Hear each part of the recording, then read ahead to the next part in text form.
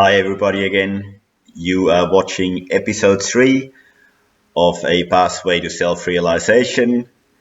And those that watched episode 1 and 2, A Pathway to Self-Realization is a spiritual book helping people hopefully to trigger finding a way to connect to themselves and increase our functionality.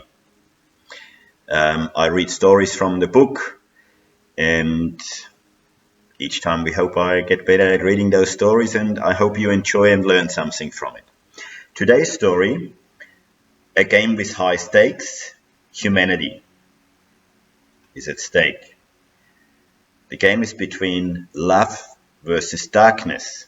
I'll leave out all commenting this time, and I'm just going to read the story. Here we go. A game with high stakes, humanity, love versus darkness, written in February 22 by yours truly. Imagine we are playing a new board game, a game similar to Monopoly.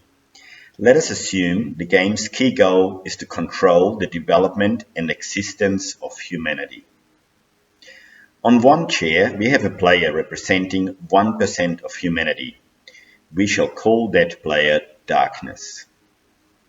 On the other chair, we have a player representing 99% of humanity.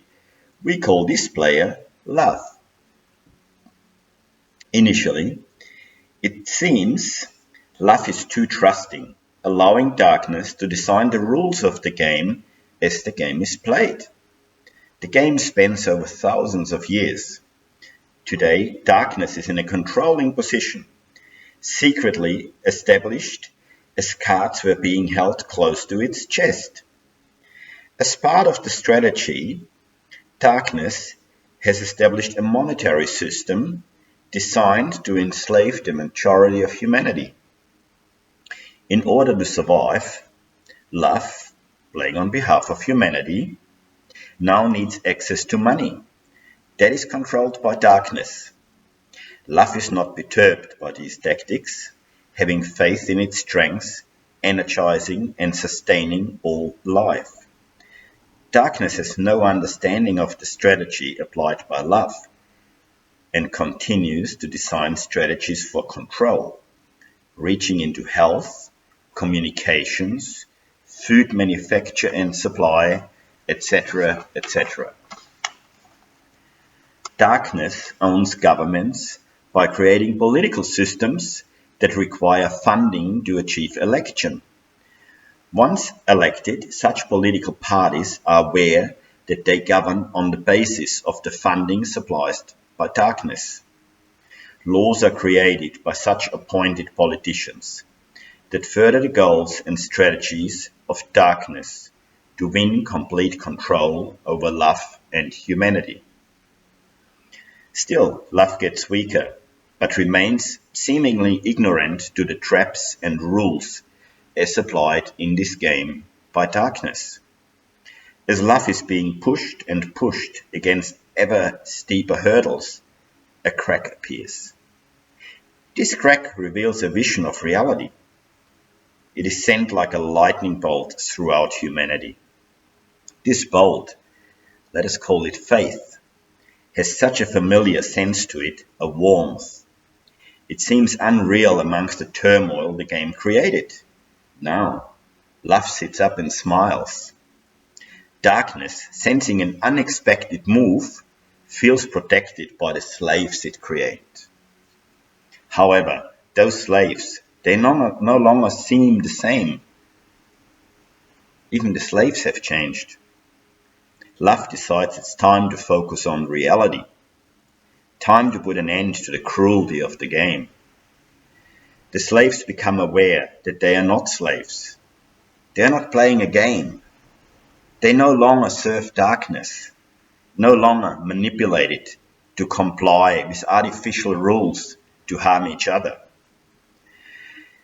The slaves, staring at themselves in disbelief, walking back towards their own love, welcomed with open arms, not fighting, not competing, unconditionally supporting and loving all.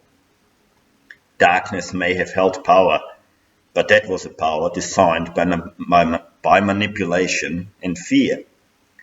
It was not life-sustaining, but life-threatening and harmful to the entire concept of all creations, while darkness rules.